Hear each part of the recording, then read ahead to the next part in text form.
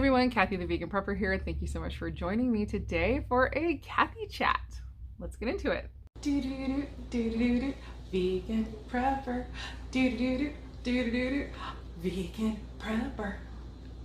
Alright, so it's been a while since I've posted, like it's been a minute, right?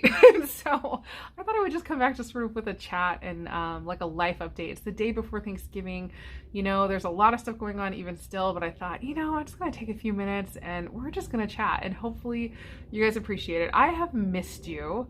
I've missed doing this. This is one of my favorite things to do in the world, but life has been crazy, so I don't really necessarily need to update all the specifics, but one of the things that's actually really good news is that I finally feel that I'm fully recovered from my surgery. I had an emergency surgery a few months ago. It happened actually right before I was taking my son and we went on a cross-country road trip to drive him almost cross-country, like a what, 90% cross-country? I don't even know what the percentage would be, but we drove from Phoenix all the way to Washington, D.C., and then we drove to Vermont. So we went pretty much across almost the entire United States on a road trip. It was pretty crazy. But basically I had an emergency surgery right before we did that. And essentially ever since then, it's just been like, go, go, go, go, go. But I do finally feel that I'm fully recovered. It's really good. Actually, in one of my videos relatively recently, I was able to share planting a bed of garlic outside. My garden is doing really well. My garlic bed is doing really well. And in that video, I was actually using my little garden fork that I have. I was moving piles of mulch and taking a wheelbarrow across the yard and doing all, you know, like more physical stuff. And it's been a while since I've been outside doing some of that kind of physical work. And so that felt really good to be able to do that. But since I mentioned my garlic bed, let's go ahead and take a look at how it's doing and what it looks like right now.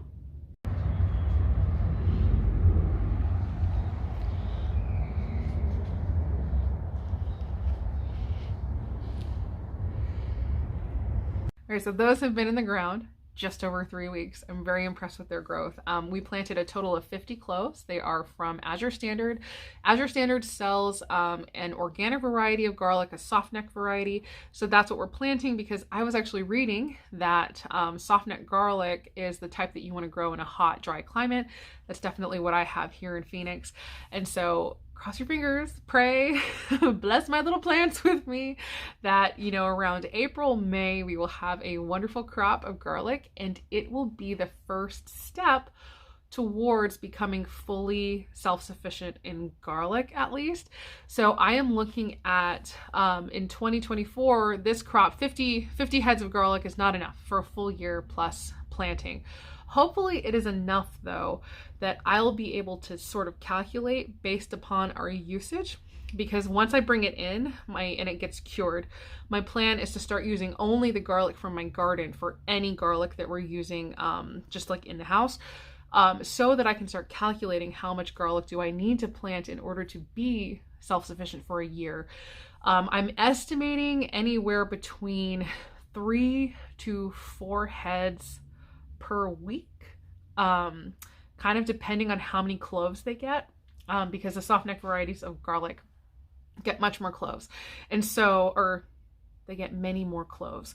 And so yes, for the 2024 year, my plan is to sort of investigate and then so hopefully harvest around April, May, and then have a few months to sort of calculate, and then around September, October, plant hopefully a full year supply, so that in 2025 we will be harvesting our very first year supply of garlic. I hope so. That's the plan. So anyway, also what's doing really well outside is my Luffa. Luffa is completely everywhere. Luffa does amazingly well here during the summer. In fact, it needs a super hot summer. And so we have a great area for growing Luffa. I have so much more success with Luffa than I do with, say, zucchini. I know a lot of places zucchini just grows super well. That's not my experience. I haven't done very well with zucchini here, but man, the Luffa. So if you let it go for the whole growing season, basically you let it form, the giant Luffa, like tuber, I don't know, what is it? I don't even know what it's called, but it's the gourd, the giant gourd. It's a very long gourd. and you let it grow and then let it kind of get brown a little bit on the vine before you pick it, that is the one that would be really great for sponges. But Luffa also produces, before they get huge, obviously they're smaller, obviously. Oh my gosh, you guys. And so when you pick them when they're smaller, you can cook them up. And so I have been cooking so much Luffa. I go out there almost every day right now. I'm going out and I'm bringing in probably 4 or 5 relatively decently sized Luffas for our meals. We've been eating so many. In fact, tonight I decided to look it up because I know that Luffa gourd is something that grows well in India. I was like, somebody's got to have a curry recipe for this stuff. So I found a few Luffa curry recipes and I want to try some of those for dinner tonight. But I figured I would also show you a little bit of what I'm talking about, like the size that I pick it for eating. I would say that the inside is virtually exactly like a zucchini as long as you pick it before it starts getting super fibrous. The outer skin though is a little thicker and a little chewier than a zucchini. In a video that I was watching about picking the Luffa when it's young to cook it and eat it, they said that it has almost the texture of okra, at least that outer skin, like you cook it up and it still has a little chew to it, but it's just really good. I find it delicious and I feel like that's accurate, that it has almost an okra texture, like I said, the skin part a million times. And so the inside though, like I said, soft like a zucchini. And so I just slice it up and like throw it into soups. I haven't tried like shredding it yet for any of the applications where I would use shredded zucchini, but I have definitely cut it up successfully for soups and like stir fries.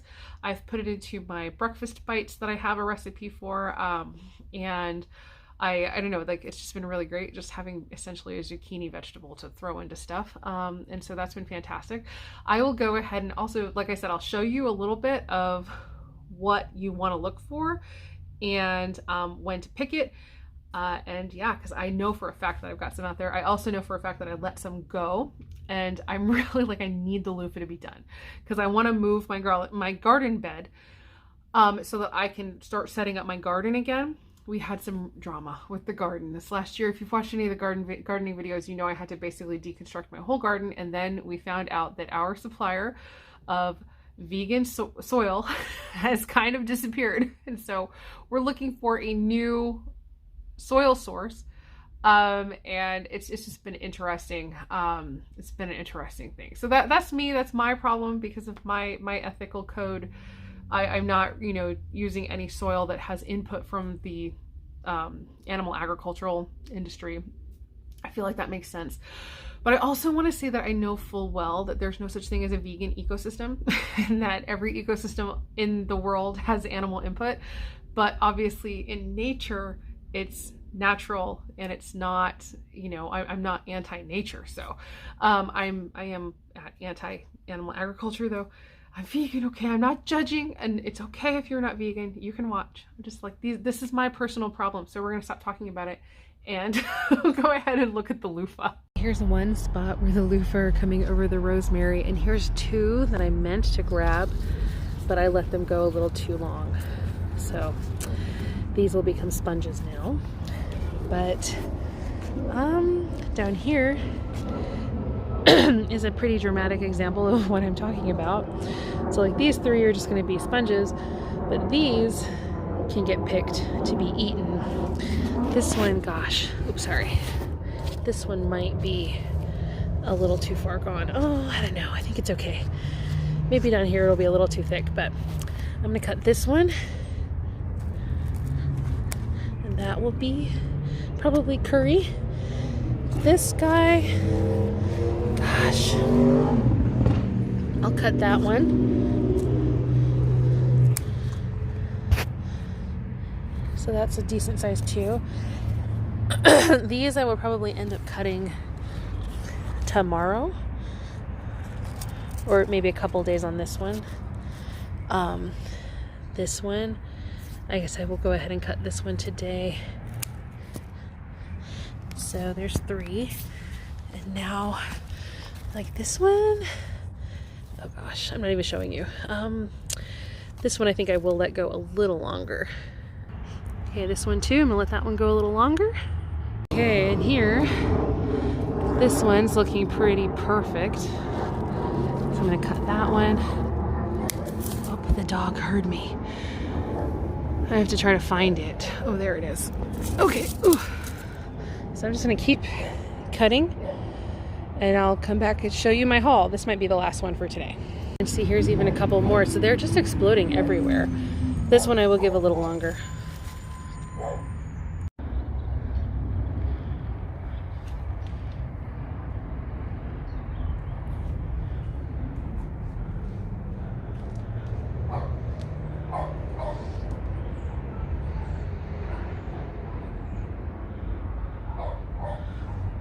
Here's what I'm taking today. So if this doesn't seem to be enough for a curry, then I will, I'm probably gonna throw potatoes in too. But then I will go ahead and pick maybe a couple of the ones that I was like, oh, I'll save that for tomorrow. I might come grab a few more if I need them. But this is basically what I'm doing almost every day. I'm coming out here and getting like this much. The Luffa are just going insane. And I didn't even show you even close to all of the ones that I have. They are just everywhere in my garden right now. So praise God. I'm really enjoying that. So yeah, Luffa curry for dinner. Doesn't that, I mean, I think it sounds good. Of course, I've eaten the Luffa and I know how good they are. So I was thinking though, if the Luffa curry for whatever reason doesn't work out, or if when I start really looking through it and looking at the ingredients, if I don't have enough of the ingredients or whatever, because I haven't like looked through the recipes yet. I've only seen and confirmed that there are recipes out there for Luffa curry. But if I can't find a recipe that I really like, I'll just switch over to a curry that has okra in it, because like I said, the Luffa ends up being a very great approximation of that kind of okra chew. So I'll just switch over to an okra curry and that will work out too. So I guess that's basically all I wanted to say about gardening stuff and all of that. And so the next thing is not the funnest thing, so just kind of continuing on the life update. So it is Wednesday now, like I said, the day before Thanksgiving, or I think I said that anyway. On Sunday, 2 people in my life passed away, not at the same time, separately, but on the same day. It's just, I'm still reeling a little bit from a few months ago. Actually, it was 2 months ago. I'm getting a little tired of this, but it was basically almost exactly 2 months earlier. So that was what? November, I'm looking at my calendar. That was November 19th that those people passed away.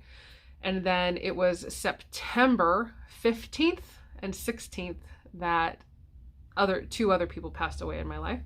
And then another one in October,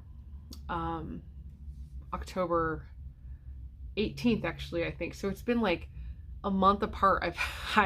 There's been so many deaths just in these last couple of months. I've lost 5 people in my life.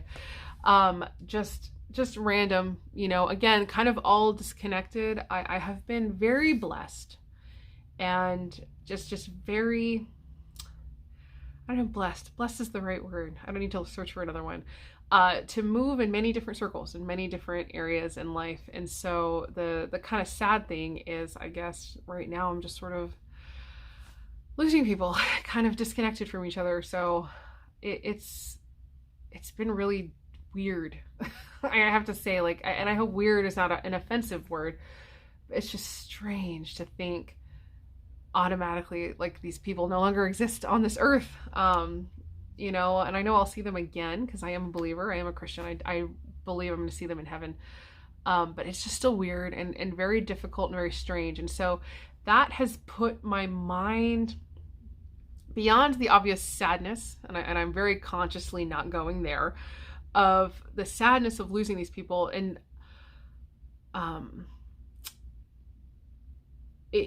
my mind is in a different place right now.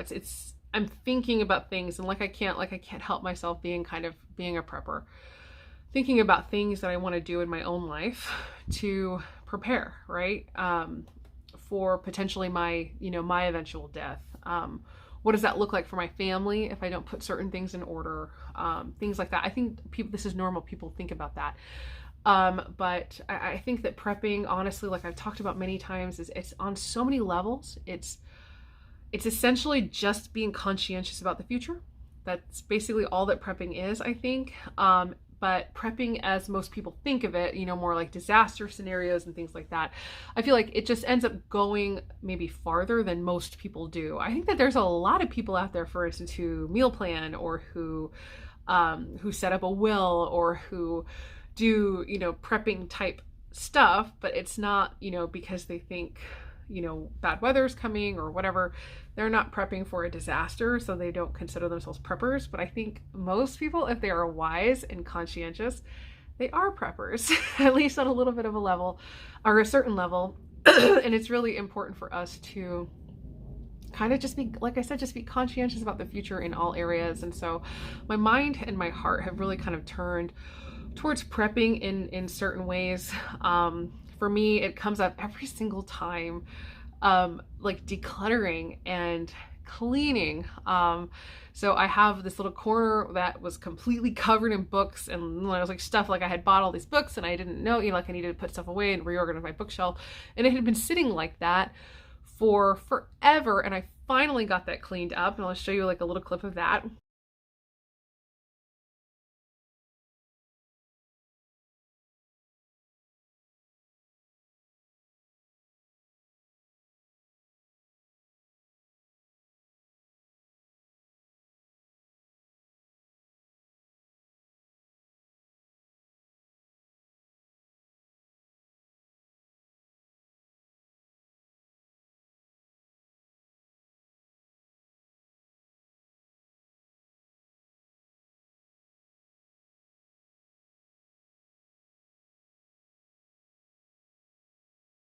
That project ended up taking me pretty much all day long, just because of everything else that I have going on and the interruptions of life. You know, the more immediate things always interrupt kind of these more long-term projects. But I did end up getting it done. And so, yeah, there's a reason why stuff sits, but I'm kind of ready to not let stuff sit anymore. There's two areas. I have two more areas actually in this same room. So that bookshelf it's actually right here, over here. It's the next to my desk, which is why the pile of books was like on that bucket, because those are books I was looking at my desk, and then they get set aside and I get interrupted and I run off. And so now everything is set. I'm giving away a couple of big stacks of books, and everything is basically set for now. And so I have two more areas. There's a corner over here that's behind the camera right now, and then Sage's play area back here is just crazy. So those are my next two areas I'm going to tackle, completely clean, declutter, get this room beautiful, because this room is kind of just like our family room, like our exercise room, and like nobody comes in here because this is the room with all the preps. So I don't let anybody in here. We always close the door and nobody comes in here. And so it's, you know, stuff kind of goes by the wayside, right? In rooms that nobody goes into. Please tell me that you're the same way, because now I feel insecure. But not really. But yeah, it's just two more areas, and so I'm going to tackle those, declutter those, organize those, and just try to get everything as together as I can. Those are kind of my next two projects. I'm very seriously considering, I've already downsized some of my paper crafting supplies. I used to be huge into paper crafting and scrapbooking. I actually used to teach scrapbooking in local craft stores. And I don't do that anymore. I've already downsized quite a lot of it. Sorry, I'm looking at it right now. I'm thinking about downsizing again. Yeah, there's a lot of decisions to be made. But yeah, my other thought with the organizing and cleaning and stuff is with all of my preps that I've set them up really for me, which is obvious kind of, but like they're all dry goods and kind of from the perspective of somebody who stays home and has time to cook from scratch and all of this stuff. And so I need to put together some information for people to be able to learn how to use this stuff. Even if I'm not there, right? They need to be able to still use the things that are in the house. And so it's an awesome moment I had where I was like, I have to do this. And then I went, oh, that's amazing. So I can kind of house two birds with one nest in this area where I will be able to potentially create content for the channel, right? And so you guys will get some videos. I have had some specific requests for videos on using the dry goods.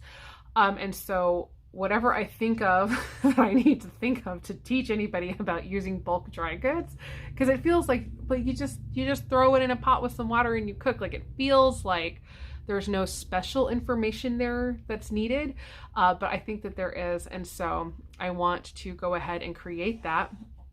And by doing that to help my family, I can also do it here and possibly help you and your family. Okay, speaking of interruptions, Sage came and grabbed a toy, and I've also been doing a bunch of other stuff, but I'm back now.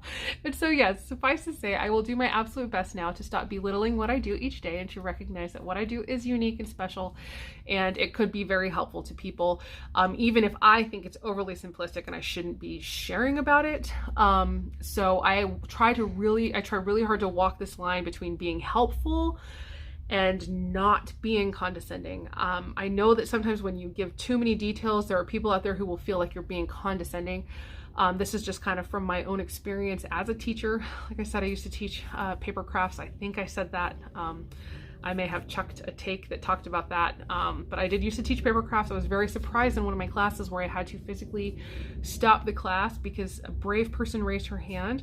I think it's very brave to admit when you don't know something, especially in a class setting. She raised her hand, and essentially she did not know how to read a ruler.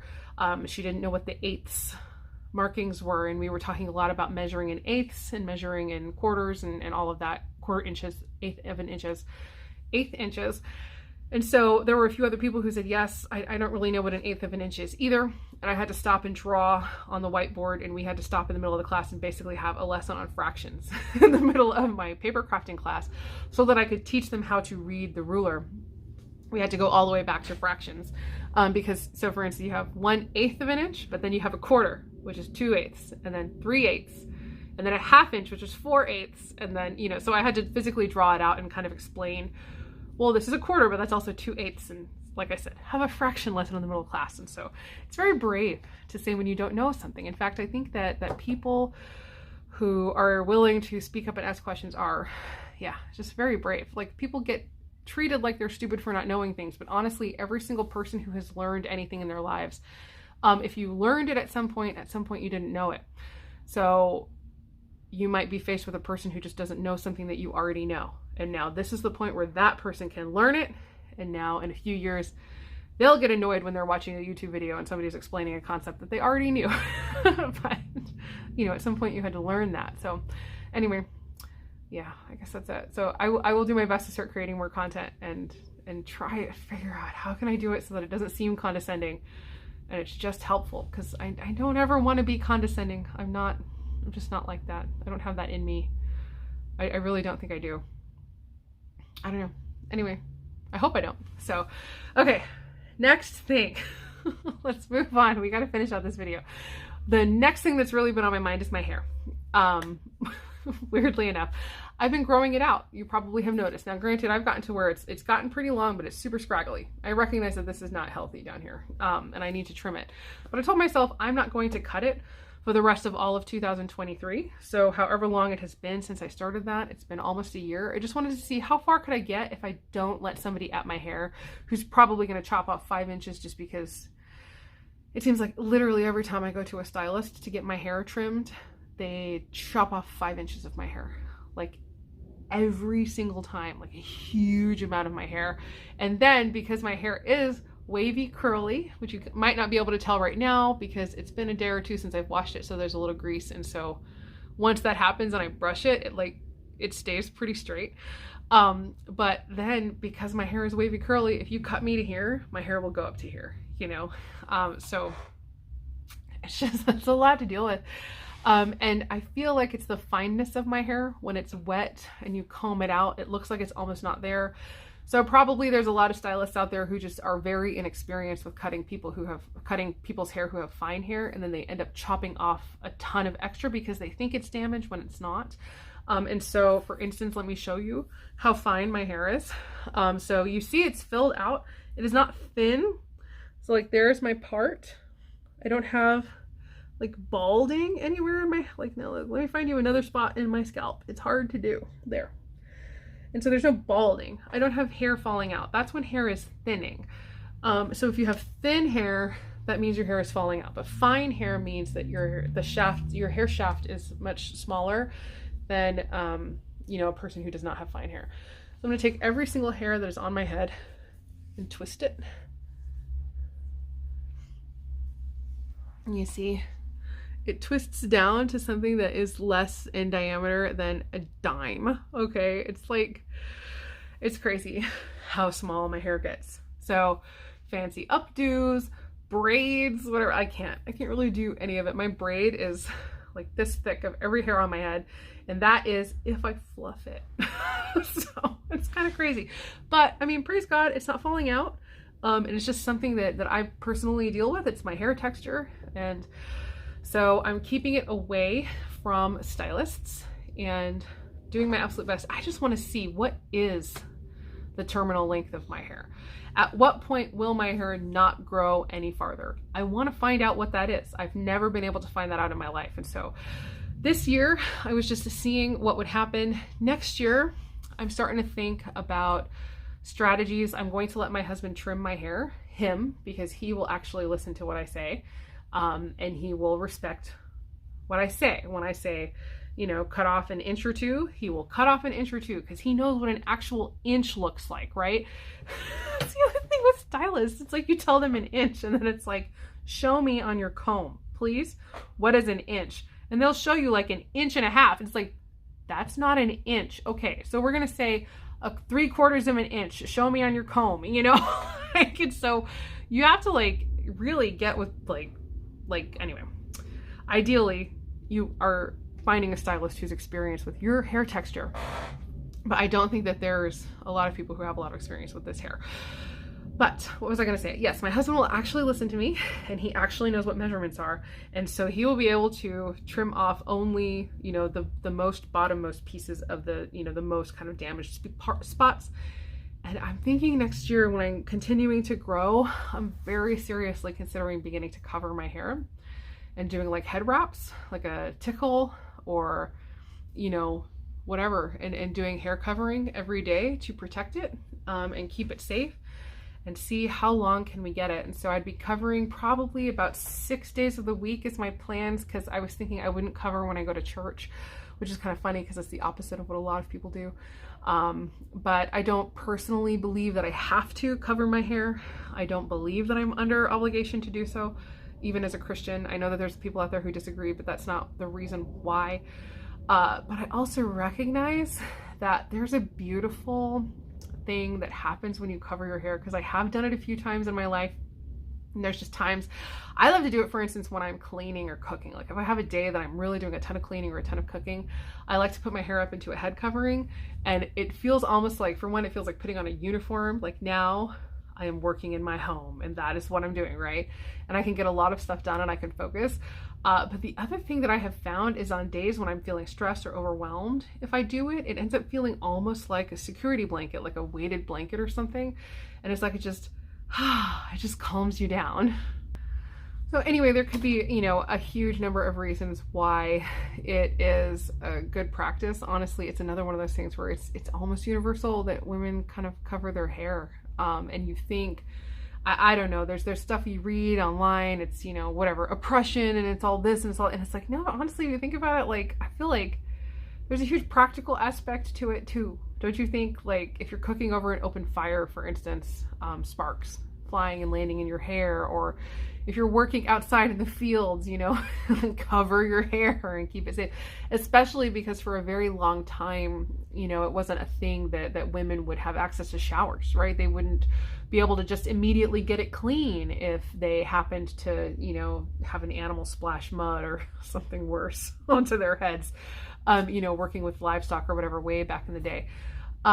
So it just seems like it's infinitely practical. If you have hair, like down to your knees, you're gonna cover it up and keep it, braid it, bind it up on your head, cover it, and keep it safe. It just feels like it's almost a universal practice. And maybe eventually it began to have some sort of spiritual significance. I don't know. But I think also you'll see too, right, that women in history had extremely long hair. A lot of them did. Maybe not every single one, but a lot of them did.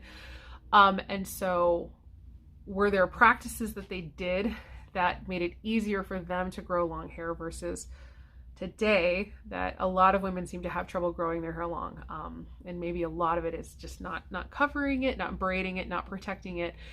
The chemicals that we use on our hairs when we wash our hair and our do conditioner or whatever, like, I just don't know. So these are things I've been looking a lot of, like historical hair care, but a lot of it uses like eggs and stuff, so I can't do that. But sort of looking into stuff about growing hair, and so that is something that's really on my mind. I just want to try. So it's something that I have been wanting to experiment with a lot too, because before I went vegan, I couldn't grow my nails at all. And so I have my nails here. They might not look the best. I was outside. I guess I did do a relatively good job cleaning them. I'm like, make sure before I show you. And so they grow really well now. Like for me, this is good. This is getting to the point where they're getting annoying and I need to cut them because they're getting in my way. But my whole life before I went vegan, I was never really able to grow my nails. So I'm hoping that whatever is happening here is also potentially happening here. And I will be able to achieve better results now. I don't know. So moving forward, I just don't know. I might show up with a hair covering. I don't know what I'm going to be doing. So let me know your opinions in the comments below on maybe the head covering thing. Is it weird? Although I don't want to say is it weird, maybe is it weird for me? Because I don't consider hair covering weird. I think it's beautiful, actually. I think it's dignified. I think it's gorgeous. I think there's a lot of women now who are beginning to do it.